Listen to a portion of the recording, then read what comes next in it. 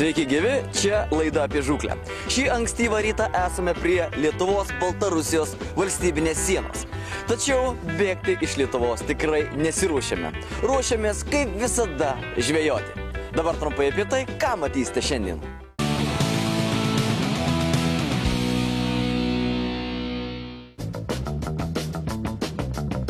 Lydekų žūklės sezonas tęsiasi ir šiandien jas žvejosime guminukais nelegalais. Ne, tikrai ne tokiais masalais, kurie yra draudžiami, o tais, kurie žvejo paleisti gali kirsti valstybinę sieną ir vilioti kaimyninės šalies lydekas. Lengvais pinigais žvejosime ties Lietuvos-Baltarusijos sienos pakraščiu ir pasižiūrėsime, kurios mūsiškės ar kaimynės buvo alkanesnės. Štai čia visai šalia yra Baltarusijos Lietuvos siena, tai tikra linija tarp dviejų žymeklių ir tą sieną kirsti yra griežtai draudžiama. Tačiau, niekas man neuždraus užmesti ten savo masalą ir suvilioti ten gyvenančią lydeką. Jau, sakykime, baltarusišką lydeką. Kągi, apie spiningavimo ypatumus pasienio vandenyse linksmai papasakosime netrukus po reklaminės pertraukos. Likite su mūsų laida. Čia laida apie žūklę. Kalendoriuje jau žiema. Nežinia, kokių orų sulauksime, nežinia, kada ledu pasidengs mūsų ežerai ir upės. Todėl verta išnaudoti galbūt jau paskutinę šiemet galimybę sužvejoti lydeką ant atviro vandens, iš valties, su spiningu.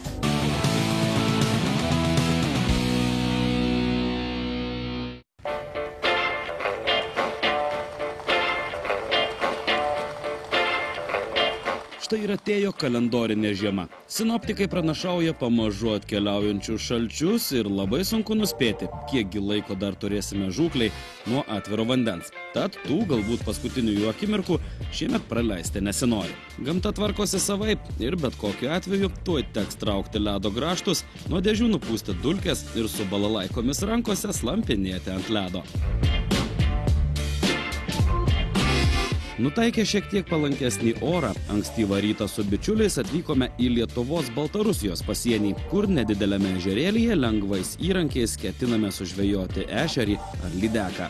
Žūklė šįsyk subtili ne tik įrankių, bet, kaip čia pasakiusi, ir įstatyminė prasme. Valstybinė siena čia driekiasi per vandens telkinį, o ją žymi ryškūs plūdurai. Tad įsijautus į žūklės procesą pravartu neužmiršti, kur plaukioji. Antraip gali išgirsti, kaip kaimynų pasienietis rūmuose užsitaiso ginklą.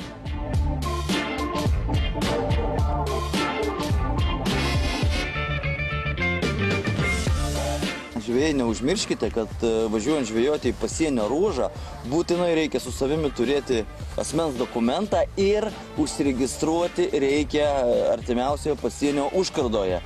Gauti leidimą būti pasienio ruože. Tai nėra sudėtinga, tiesiog reikia skirti tam maždaug pusvalandį ir viskas bus padaryta prieš žūklę tiesiog. Nes, žvejoti be leidimo pasienio ruože yra, sakykime, rizikinga. Ir tiesiog, kam reikia tų problemų? Tiesiog leiskime laiką maloniai žuvaudami, o ne aiškydamiesi su pasieniečiais, kodėl, kaip, kas ir kam. Na, o kodėl, kas ir kaip, ilgokai teko aiškintis ne su patruliuojančiais pasieniečiais, o su žuvimi. Deja, bet ir Prieblandoje, ir pirmoje dienos pusėje nei mūsų guminukai, nei greta plaukiojusių kolegų vobleriai plėšrūnų nedomino. Na, ramino nors tiek, jog keliose vietose echoloto ekranas parodė nemažų žuvies susikaupimo būrius ir tai leido mums tikėtis, jog kibimas kažkuriuo dienos metu turi prasidėti. O prasidėjo jis šiek tiek įdienojus, kai mūsų masalus pradėjo atakuoti šiek tiek už juos didesnės šaudyklės. Tiesa, ir mažosios plėšikės masalus ragavo atbulais dantimis.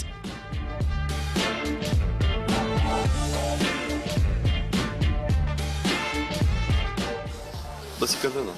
Vata.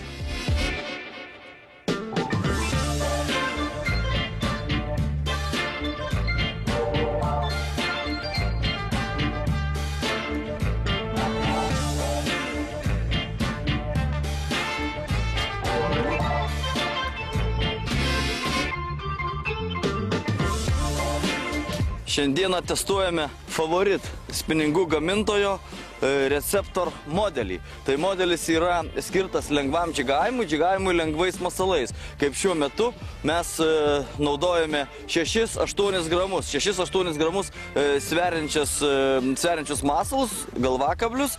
Ir, tam tikslui reikalingas ir labai plonas, subtilus PE valas. Suderinus įrankį su teisingu PE valu, Receptor kotas ir gera lengva ritelė, tai, išeina nelabai pigus įrankis, tačiau viską atperka iš tikrųjų malonumas žvejojant, jautrumas ir, visą tai, ko galima tikėtis iš žvejybos ankstyvą žiemą, netgi sakyčiau, baigiant spiningavimo sezoną ant vandens.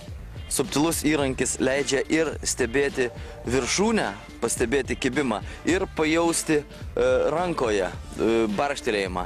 Vat ir šiandien tik sustabdo masalą, tik sustabdo. Žiūrėk, šuoliavo, masaliukas šuoliavo, iki viršūnė tik prilinko. Ir jau reikia pakirsti, nes reiškia jį, paėmė, sugrėbė masalą ir laiko. Pakirtome mano, jei nepakirtome, viskas. Lydeka atidarė nasrus ir masalas iškeliavo toliau. Žodžiu, tai labai, sakykime, sportiška ir įdomi žūklė. Įrankių precizika šį kartą išties davė rezultatų. Nestiprus smūgis, o labai atsargus barkštelėjimas per jautrę spiningo viršūnėlę ir kitame valo gale suspurdėjo solidesnio dydžio žuvis. Čia jau kažkas šiek tiek stambesnė. Nors šiandien diena mažųjų lydekų, bet tiesiog galbūt nėra baisiai didelė lydeka, bet traukti ją naudojantis labai lengvu spiningu, kurio išmetimas yra iki 24 gramų. Tai jau šis tas. Iš tikrųjų. Priešinasi. Beje, negalima, iš tikrųjų, valas labai plonas, meškerykolis liaunas. Negalima su jie labai, sakykime, agresyviai kovoti, todėl, tenka, žiūrėkit, visai nemažytė jinai, šiaip visai. Švilpia, pamatė mus, ryte net švilpia. Ir čia jau labai gelbsti iš tikrųjų preciziškas ritės stabdis, nes su tokiais įrankiais kitaip neįmanoma. Nes lydeka stipri žuvis, didelė, tuo labiau, nors čia nėra baisiai didelė, jeigu būtų įrankis kiek, ir nemaža.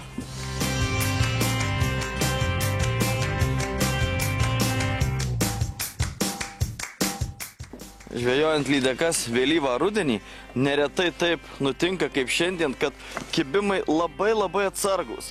Regis nemaža žuvis, o jauti viršūnė tik tais šiokį tokį palenkimą, prisilietimą. Barkšt ir viskas, turi pakirst. Nors, tiesą sakant, visas masalas štai lydekos nasruose. Įsižiok, mes tuo išimsim tau tą kablį iš to kelio. Štai, kur masalas. Kažkokį tai tokį iš dėžutės ištraukiau. Bet atsikabino tiesiog visis tuoj patas masaliukas. Štai.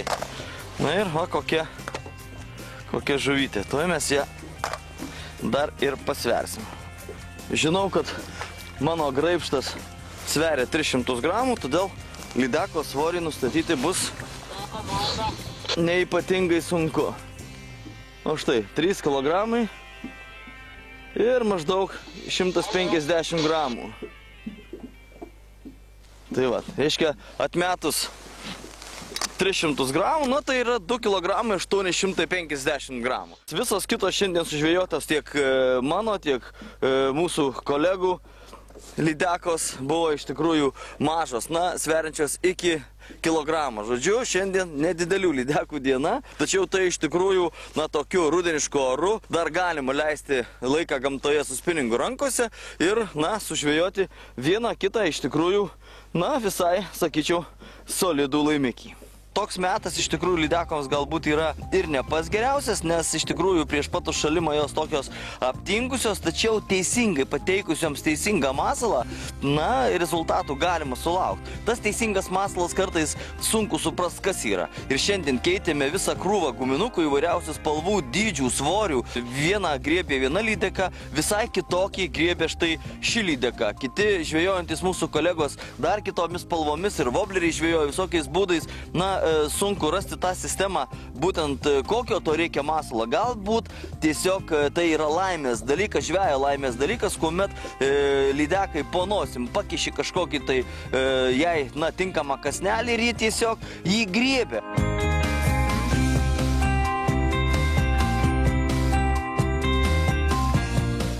Štai čia visai šalia yra Baltarusijos Lietuvos siena, tai tikra linija tarp dviejų žymeklių, vandenyje plaukiančių markerių tokių, ir tą sieną kirsti yra griežtai draudžiama. Na, tiesiog galima turėti labai daug didelių problemų tiek su mūsų pasieniečiais, tiek su kaiminės Baltarusijos pasieniečiais. Tačiau, na, niekas man neuždraus užmesti ten savo masalą ir suvilioti ten gyvenančią lydeką. Jau, sakykime, baltarusišką lydeką. Tiesa, kaip parodė laikas, lietuviškos ežero pusės lydekos buvo alkanesnės. Žinoma, tai tik žvejiškas humoras, nes daugiau dėmesio skyrėme toms vietoms, virš kurių dugną galėjome patikrinti echoloto pagalba, o į kitą krantą masalus mėtėme aklai. Kaip ir daugelyje žūklių prieš tai, taip ir šioje, mums visiškai nepažįstamame ežerėlyje naudojame seną, nekartą pasiteisinusią lydekų paieškos taktiką. Šiame ežerėlyje žvejoju pirmą kartą, čia mane atsivežė kolegos, tačiau čia yra viskas labai paprasta. Yra krantai, nuo kranto staigus pagilėjimas, o po to yra lygu iki 5 metrų gylio, tokis štai lovys, kaip kanalas būtų. Todėl, na, kažkokių tai ypatingų vietų čia nėra, kalnelių kažkokių tai, na, sakykime, dugno perkritimų. Todėl taktika paprasta – ieškoti, kur yra susitelkusi žuvis. O žuvis, štai stebime echoloto ekraną ir matome, kur yra žuvis.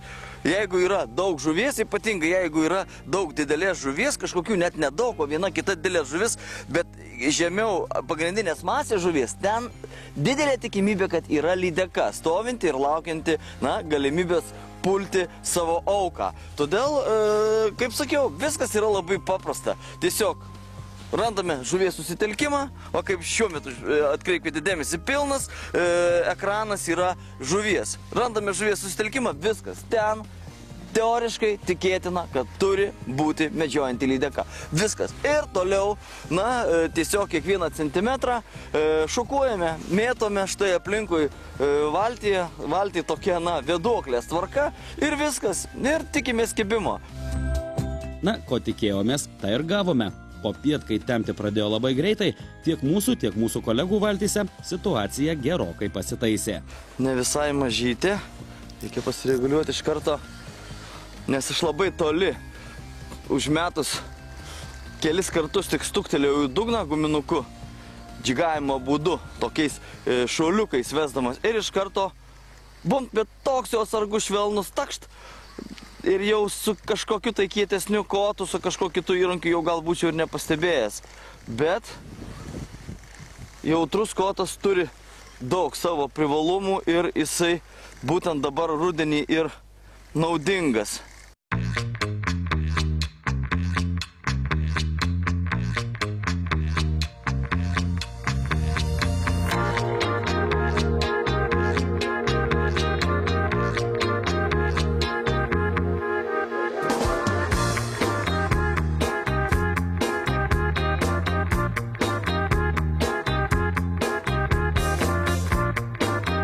Štai irgi netokia jau ir maža. Ir beje, guminukas šį kartą masalas silikonės yra kitas.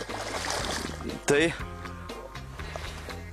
reikia jau su ją kariauti, nes žiūrau, kad tik tai trišakutis vienu kabliuku įkibęs. Beje, štai dabar turiu naudotis tik graibšto kotų, nes tam įkarštį graibšto galvą, nes tam įkarštį kotą padėjom valties borto ir dėja kotas nuplaukė kažkur tai, nespėjom išgelbėti. Štai, o štai jums ir lydekėlė. Na, irgi nebloga. Toks tiko biro silikoninis masalas su ta uodegėlė, tokia twisterio uodegėlė. Kaip ir sakiau, kiekviena žuvis, kiekviena lydeka sužvejota vėlyvą rudenį, tai yra, na, kantrybės ir žvejo sugebėjimų išbandymas. Na ir štai, šios svoris yra 2 kg 600 gramų. Akivaizdu, kad čia lydekos maitinasi šitam vandens telkiniu ir šiuo metu, nes jos, na, sakykime, storos, prikimštais pilvais, tačiau kibimai yra labai atsargus. Tai gali reikšti, kad arba jos maitinasi atitinkamų maistu čia, kurį tik tai, na, pripažįsta šiuo metu, arba tiesiog jos yra tiek jau sočios, kad mūsų masalais domėtis nenori ir tik tai, sakykime, na, iš sportinio intereso galbūt praplaukiantį pro šalį masalą griebia.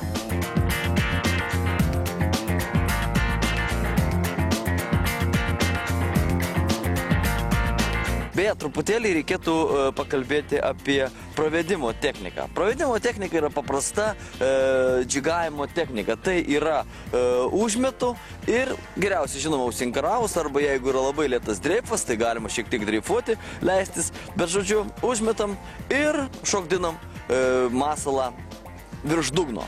Šiek tiek. Jeigu yra ant dugno kliuvinių, tuomet reikėtų neleisti nusileisti masalą ant dugno, nes būna įvairiausių lapų, šakų ir taip toliau. Tuomet tiesiog maždaug intuityviai žinant, kad jau guminukas netoli dugno, kils, vėl kils ir taip laiptiškai mes jį vedam. Beje, jeigu dugnas lygus, švarus, tuomet galima guldyti ant dugno, vilkti dugnu, šiek tiek vartyti masalą, kaip sako žvejai, volioti. Vat, galima kilstelėjimais trumpais, galima ilgais, su ilgom pauzėm ir taip toliau. Žodžiu, čia viskas panašiai taip, kaip žvejojant starkius. Tai rudenį tas pats yra su lydekom. Va tas džigavimo būdas. Tiesiog kiekvienas žvejas turėtų atrasti tam momentui teisingiausią pravedimo būdą, eksperimentuoti ir rezultatas tikrai bus. Kada lydekos neaktyvios, jos tiesiog tupi vienoje vietoje ir jeigu mes jai prašokdiname tą masaliuką pro šalį, panosėje, kaip sakoma, tuomet, na, jį ir atakuoja. Būtinai reikia apginkluoti trišakių masalą, nes labai dažnai lydeka griebia už galvos ir beje, kai aktyvumas nedidelis, jie kaip tik sučiaupia nasrus, tai labai didelė tikimybė, kad tas vienas galvakablio kablys tiesiog neįsiseks ten, kur reikia. Jis gali plokščiai atsistoti masalas ir lydekos nasrai jo nesulaikys, jis tiesiog išslys.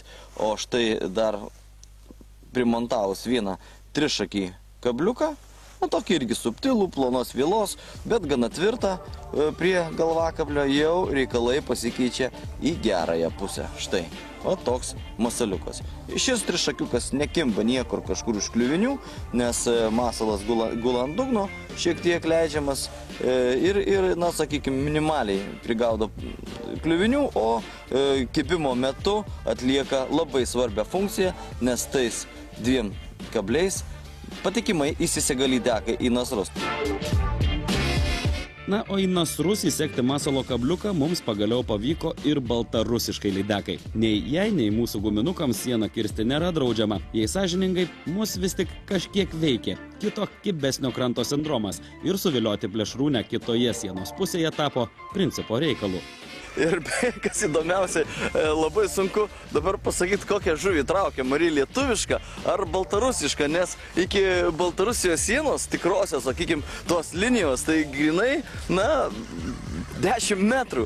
Ir užmečiau į Baltarusijos pusę ir užkibo lydeka. Sunku pasakyti, ar ji buvo nukeliavusi į svečius iš Lietuvos į Baltarusiją, ar atvirkščiai baltarusiška lydeka atkeliavo į svečius pas lietuviškas lydekas. Na, čia jau ta siena yra tokia. Nors iš kitos pusės manau, kad lydekoms yra visiškai tas pats. Ar mes lietuviai, ar baltarusiai, ar dar kokie nors, jos tiesiog yra lydekos. štai Leonas Kotelis iš tikrųjų duoda pajausti visus žuvies smūgius. Ne tik tai, smūgiai aš jau nekalbu, iš tikrųjų jisai, galbūt neskirtas dideliems labai žuvims traukti, tačiau malonumą iš tikrųjų suteikia labai didelį.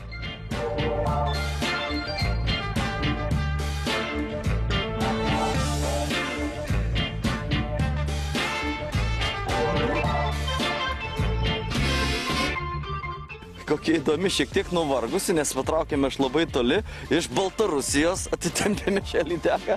Beje, tai vėl va štai masalas su meško ženklu, tas pats. Ir jau galiu jau dabar drąsiai teigti, kad tam kažkokį tai masalą galbūt kažkiek tinkamą atradome. Tai jau yra kažkokia tai sistema. Žodžiu, kad dėl kažkokios priežasties tą masalą žuvis atakuoja. Nors gali būti ir taip, kad rudenį, dažniausiai taip nutinka, lydekos pradeda kibti antroje dienos pusėje ir kibimo pikas trunka kartais valandą, pusvalandį viso labo. Tai gali būti, kad tiesiog mes pataikėme ant to kibimo piko ir dėl tos priežasties, sakykime, tos lydekos ir pradėjo kibti ir nežiūrint į tai, kokį masalą mes joms siūlome.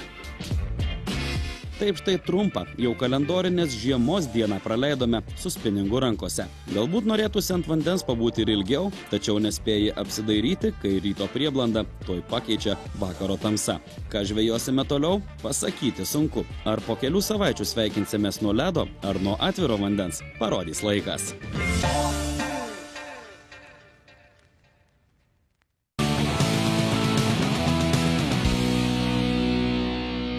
Na kągi, dar viena žūklės diena baigėsi.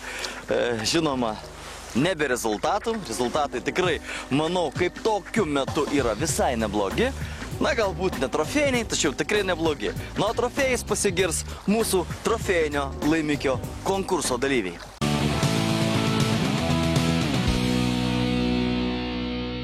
Laida apie žūklę skelbia trofėjinio laimikio konkursą. Jei tau pavyko sužvejoti įspūdingo dydžio žuvį, nedvejodamas siųsk jos nuotraukas elektroniniu paštu apie žuklę@gmail.com. Parašyk mums, kur, kada ir ant ko žuvis buvo sugauta ir žinoma, nepamiršk nurodyti tikslaus laimikio svorio ir ilgio. Kiekvieną savaitę išrinksime vieną trofėjinio laimikio konkurso nugalėtoją, kurią mūsų laidos draugas žuklės reikmenys fanatikai.lt padovanos vertingus prizus. Primename, laimikių nuotraukas galite mums siųsti elektroniniu paštu apie žuklę@gmail.com.